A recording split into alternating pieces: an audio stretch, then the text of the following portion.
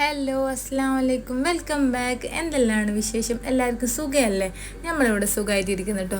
നമുക്കിന്ന് പഴം വെച്ചിട്ട് ഒരു അടിപൊളി സ്നാക്സിൻ്റെ റെസിപ്പി നോക്കിയാൽ പഴം വെച്ചിട്ട് എന്താ ചെയ്യാമെന്ന് വിചാരിക്കും. നമ്മളെ മൈൻഡിലേക്ക് ആദ്യം വരും ഒന്നിക്കെ പഴം പൊരിയായിരിക്കും, അല്ലെങ്കിൽ പഴം വാട്ടിയതായിരിക്കും.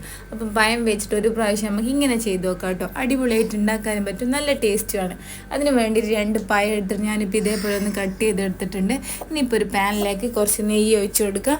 എന്നിട്ട് അതിലേക്ക് കുറച്ച് അണ്ടിപ്പരിപ്പ് മുന്തിരി ഇട്ട് അതൊന്ന് റോസ്റ്റ് ചെയ്തെടുക്കുക കേട്ടോ. എന്നിട്ട് നമുക്കതിലേക്ക് തേങ്ങ ഇട്ട് കൊടുക്കുക കുറച്ച്. എന്നിട്ട് അതിൽ കുറച്ച് ഏലക്കായ്പ്പൊടിയും പഞ്ചസാര ഇട്ട് കൊടുത്ത് നമുക്ക് തേങ്ങൻ്റെ മിക്സ് ഒന്ന് റെഡിയാക്കി എടുക്കാം.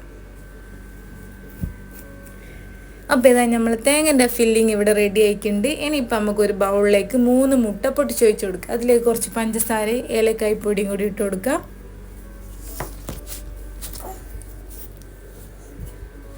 എന്നിട്ട് കുറച്ച് പാലും കൂടി ഒഴിച്ചിട്ട് ഒന്ന് മിക്സ് ചെയ്യുക കേട്ടോ. പാലൊന്നും കൂടി പോണ്ട കേട്ടോ, കുറച്ച് ഒഴിച്ച് കൊടുത്താൽ മതി. അപ്പോൾ ഇത് നമ്മളെ മുട്ടൻ്റെ മിക്സും കൂടി ഇവിടെ റെഡി ആയിട്ടുണ്ട്.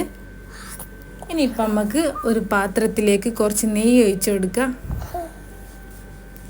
എന്നിട്ട് നമ്മൾ കട്ട് ചെയ്ത് വെച്ച പഴം ഇതേപോലെ ഇങ്ങനെ നിരത്തി വെച്ച് കൊടുക്കുക.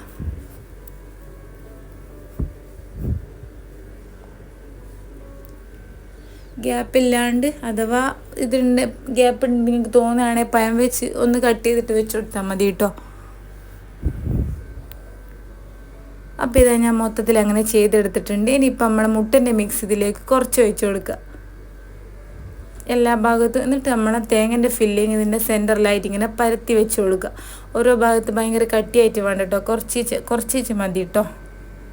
അപ്പോൾ ഇത് തേങ്ങൻ്റെ ഫില്ലിങ് ഇവിടെ വെച്ച് കൊടുത്തിട്ടുണ്ട്. ഇനി നമ്മൾ ബാക്കി പഴവും കൂടി ഇതിൻ്റെ മേലെ വെച്ച് കൊടുക്കുക. നേരത്തെ പോലെ നിരത്തി വെച്ച് കൊടുക്കുക.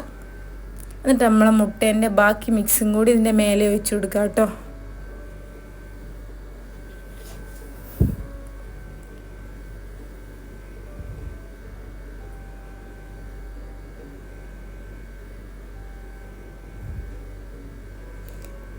അപ്പോൾ ഇതാ ഞാൻ മുട്ടൻ്റെ മിക്സും കൂടി ഒഴിച്ച് കൊടുത്തിട്ടുണ്ട്. ഇനി നമുക്ക് ഇത് അടച്ച് വെച്ചിട്ട് ലോ ഫ്ലെയിമിൽ ഒരു 20 മിനിറ്റ് ഒന്ന് കുക്ക് ചെയ്തെടുക്കുക.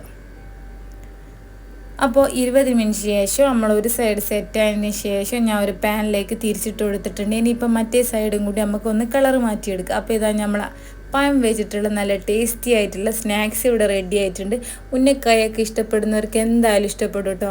അപ്പോൾ എല്ലാവരും ട്രൈ ചെയ്ത് നോക്കുക, എന്നിട്ട് ഫീഡ്ബാക്ക് അറിയിക്കുക. വീഡിയോ ഇഷ്ടമാകാൻ എന്തായാലും ലൈക്ക് ചെയ്യണം, സബ്സ്ക്രൈബ് ചെയ്ത് സപ്പോർട്ട് ചെയ്യുക. സബ്സ്ക്രൈബ് ചെയ്യുമ്പോൾ അതിന് തൊട്ടടുത്തുള്ള ബെല്ലൈക്കൺ കൂടി പ്രസ് ചെയ്യണം കേട്ടോ. അപ്പോൾ മറ്റൊരു റെസിപ്പി ആയിട്ട് പെട്ടെന്ന് വരുന്നവരേക്കും ബൈ ബൈ.